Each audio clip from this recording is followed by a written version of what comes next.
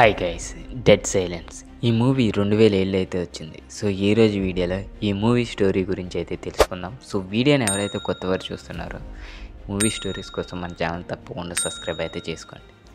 ఈ టాపిక్లోకి వెళ్ళిపోతే, జేమీ అషిన్ అంటే అతని భార్య లీసా సంతోషంగా అయితే జీవిస్తారు వాళ్ళిద్దరు. ఒకరోజు అనుకోకుండా వారింటికి అయితే ఒక ప్యాకేజ్ వస్తుంది. అదే ఒక పార్సల్ అయితే గుమ్మం దగ్గరికి వస్తుంది.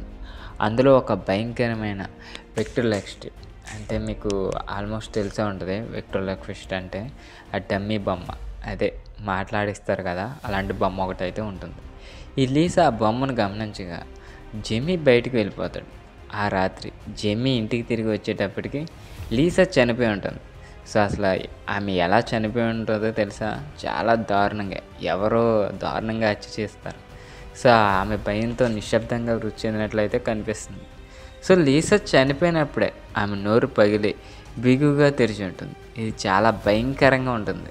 సో తన ఇంటికి వచ్చి చూసేసరికి వాళ్ళ వైఫ్ అయితే ఉండదు. ఇక ఆ రహస్యాన్ని అయితే అన్వేషిస్తారు ఒక పోలీస్ అధికారి జిమ్. ఈ హత్యలో జెమీని నిందితుడిగా అయితే భావిస్తాడు. ఆటోమేటిక్గా వైఫ్ చచ్చిపోయిందంటే హస్బెండ్ మీదే కదా. కానీ జెమీ తన నిర్దోషత్వాన్ని నిరూపించుకోవాలని, ఈ హత్య వెనుకున్న నిజాన్ని తెలుసుకోవాలని అయితే నిర్ణయించుకుంటాడు. అతను ప్యాకేజీకి వచ్చిన రెవెన్ ఫేర్ అనే చిన్న పట్టణానికి వెళ్తాడు. అదే అతని పుట్టినూరు.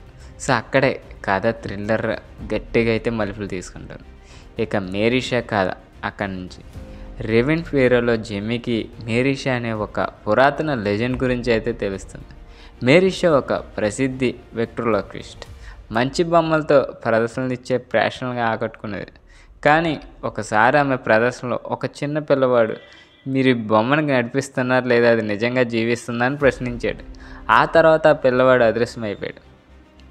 సో పట్టణ ప్రజలంతా ఇది మేరీషా పని అని భావించి ఆమెను కఠినంగా అయితే శిక్షించారు. ఆమెను చంపి తన పిచ్చితనానికి ప్రతీకగా ఆమె గొంతును కోస్తారు. మరణానికి ముందు మేరీషా ఒక శబ్దం చేసింది, నన్ను హతమార్చిన ప్రతి కుటుంబాన్ని నేనే వెంటాడతా, నా బొమ్మలు నా ప్రతీకారం తీసుకుంటాయని అయితే చెప్పింది. సో అప్పుడే ఇక జెమీ తన తండ్రి ఎడ్వర్డ్ దగ్గరికి వెళ్ళి సహాయం కోరతాడు. అక్కడ మరిన్ని మేరీషా బొమ్మల గురించి, వాటి శాపం గురించి అయితే తెలుసుకుంటాడు. ఆ బొమ్మలు ఆత్మలతో నిండి ప్రతి ఒక్కరిని చంపడానికి సిద్ధంగా ఉంటాయి. ఇక మేరీషా ప్రతీకారం ఎలా పనిచేస్తుంది? మేరీషా ఒక వ్యక్తిని భయపెట్టడం ద్వారా అతన్ని అరవడానికి చేస్తుంది. సో ఒకసారి ఆ వ్యక్తి అరిస్తే ఆమె అతని గొంతుని చింపేసి అతని ఆత్మని అయితే తీసుకుంటుంది. సో ఇంకా క్లైమాక్స్లో ఏం జరిగిద్దంటే, జెమీ మేరీషా బొమ్మలను నాశనం చేసి ఈ శాపానికి ముగింపు పలకాలనుకుంటాడు. చివరికి అతను పాత థియేటర్లో మేరీషా యొక్క చివరి బొమ్మను కాల్చేస్తాడు.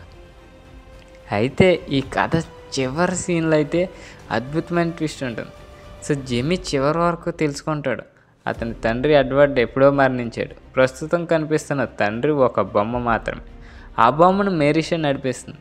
ఈ విషయం గ్రహించేటప్పటికి జెమీ కోసం ఎంతో ఆలస్యం అయిపోతుంది. సో అతనికి మరణం తప్పదు. సో ఇక కథ చివరిలో చాలా నిశ్శబ్దంలో ముగుస్తుంది. ఒక అద్భుతమైన భయాన్ని ప్రేక్షకుల మనసులో అయితే నిలిపించేసేలాగా ఉంటుంది. సో ఇక నిశ్శబ్దం ప్రాణాలను రక్షించగలదు, కానీ నిశ్శబ్దం కూడా మరణానికి దారి తీయగలదు అనేది ఈ మూవీ యొక్క స్టోరీ. సో ఈ మూవీ అయితే చాలా బాగుంటుంది. సో మీ ఫ్రీ టైంలో ఎప్పుడైనా ఈ మూవీని అయితే వాచ్ చేయండి, మీకు బాగా నచ్చుతుందని అయితే నేను అనుకుంటాను. డెడ్ సైలెన్స్, సో నిశ్శబ్దం మరణం. సో ఇక్కడితో ఈ వీడియోని ఎండ్ చేస్తున్నా. వీడియో నచ్చినట్లయితే తప్పకుండా లైక్ చేయండి. ఇలాంటి ఇంట్రెస్టింగ్ మూవీ స్టోరీస్ కోసం మన ఛానల్ తప్పకుండా సబ్స్క్రైబ్ అయితే చేసుకోండి.